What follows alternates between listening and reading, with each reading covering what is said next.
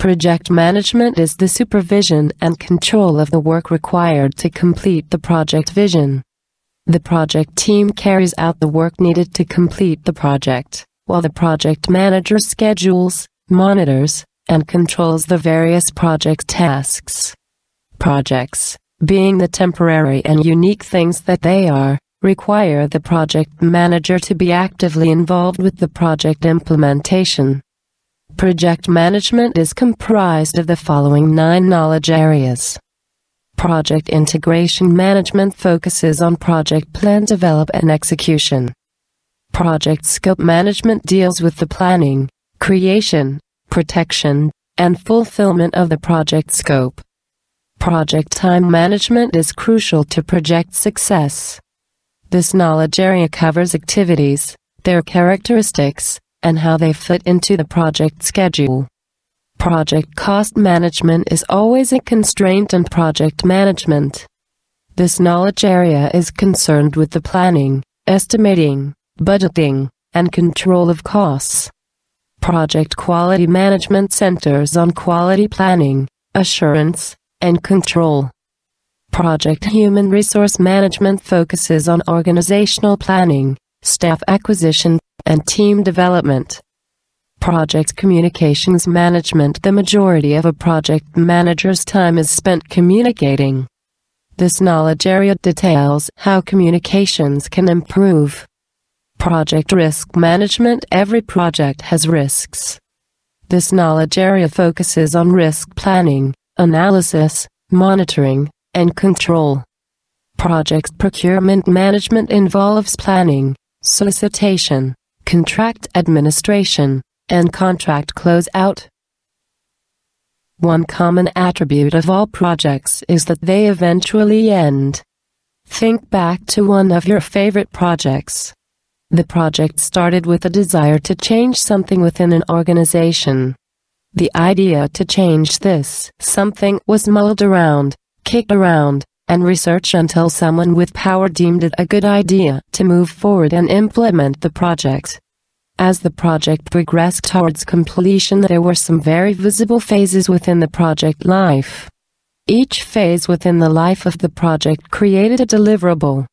For example, consider a project to build a new warehouse.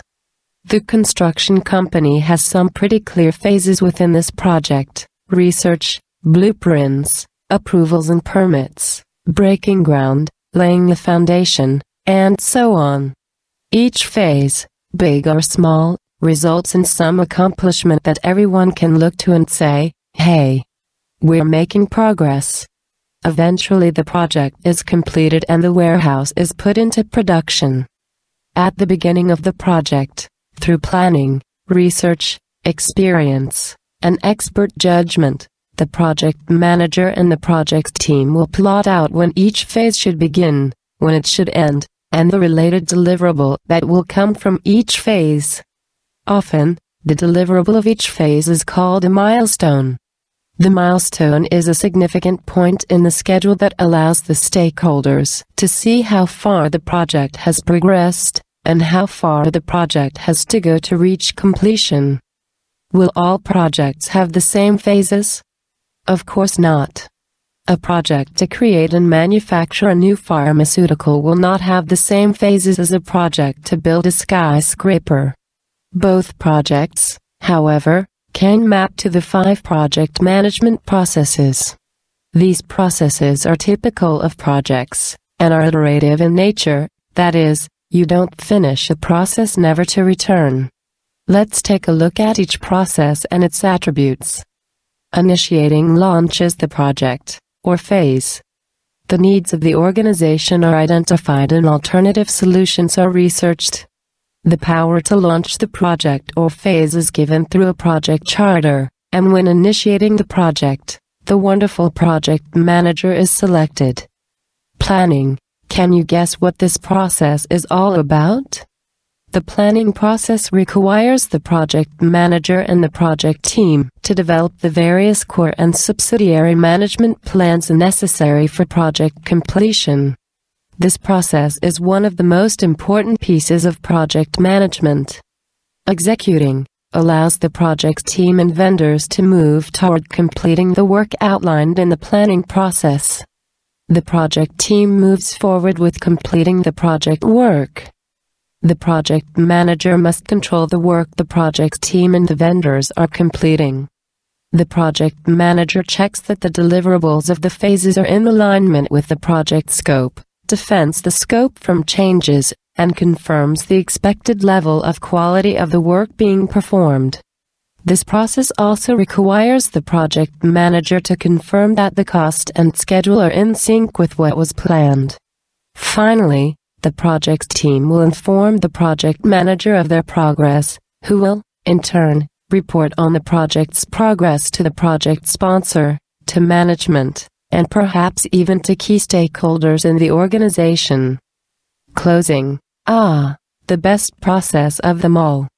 The closing process, sometimes called the project post-mortem, involves closing out the project accounts, completing final acceptance of the project deliverables, filing the necessary paperwork, and assigning the project team to new projects.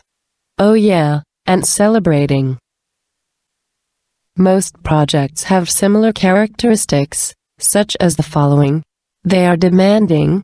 The stakeholders, the people with a vested interest in the project, are all going to have different expectations, needs, and requests of the project deliverables. No doubt there will be conflict between the stakeholders. Projects should have a clearly defined set of requirements. These requirements will set the bar for the actual product or service created by the project, the quality of the project, and the timeliness of the project's completion. Projects also have assumptions. Assumptions are beliefs held to be true, but that haven't been proven. For example, the project may be operating under the assumption that the project team will have access to do the work at any time during the workday, rather than only in the evenings or weekends. Constraints are imposed. Within every project there is a driving force for the project. You've probably experienced some force firsthand. For example, ever had a project that had to be done by an exact date or you'd face fines and fees? This is a schedule constraint. Or a project that could not go over its set budget. This is a financial constraint. Or what about a project that had to hit an exact level of quality regardless of how long the project took? This is scope constraint. All are forces that tend to be in competition with each other. Specifically, there are three constraints that a project manager will encounter. The scope of the project constitutes the parameters of what the project will, and will not, include. As the project progresses, the stakeholders may try to change the project scope to include more requirements than what was originally planned for, commonly called scope creep. Of course, if you change the project scope to include more deliverables, the project will likely need more time and/or money to be completed. Schedule is the expected time when the project will be completed. Realistic schedules don't come easily. As you may have experienced, some projects require a definite end date rather than, or in addition to, a definite budget. For example, imagine a manufacturer creating a new product for a trade show. The trade show is not going to change the start date of the show just because the manufacturer is running late with their production schedule. Budgets, monies, greenbacks, dead presidents, whatever you want to call it, the cost of completing the project is always high on everyone's list of questions. The project manager must find a method to accurately predict the cost of completing the project within a given timeline, and then control the project to stay within the given budget. Sounds easy, right? Do you play golf? In golf, as in project management, there is a theory called the risk-reward principle. You're teeing off for the 7th hole. If you shoot straight, you can lay up in the fairway, shoot again, and then 2-putt for par. Pretty safe and predictable. However, if you have confidence in your driver, you may choose to cut the waterway and get on the green in 1. If you accept and beat that risk, you'll have a nice reward. choke and land in the water and you're behind the game. In project management, the idea is the same. Some risks are worth taking, while others are worth the extra cost to avoid. What good is a project if it is finished on time and on budget, but the quality of the deliverable is so poor it is unusable? Some projects have a set level of quality that allows the project team to aim for. Other projects follow the organization's quality assurance programs such as ISO 9000. And, unfortunately, some projects have a general, vague idea of what an acceptable level of quality is. Without a specific target for quality, trouble can ensue. The project manager and project team may spend more time and monies to hit an extremely high level of quality when a lower, expected level of quality would suffice for the project. Quality is needed, but an exact target of expected quality is demanded. In today's competitive, tight-margin business world, organizations have to move and respond quickly to opportunity. Many companies have moved from a functional environment, that is, organization by function, to an organization, or management, by projects.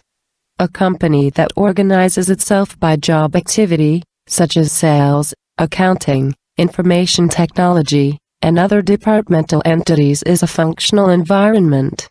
A company that manages itself by projects may be called a projectized company. An organization that uses projects to move the company forward is using the management by projects approach. These project-centric entities could manage any level of their work as a project. These organizations, however, apply general business skills to each project to determine their value, efficiency, and, ultimately, their return on investment. As you can imagine, some projects are more valuable, more efficient, or more profitable than others. There are many examples of organizations that use this approach. Consider any business that completes projects for their clients, such as architectural, graphic design, consulting, or other service industries. These service-oriented businesses typically complete projects as their business.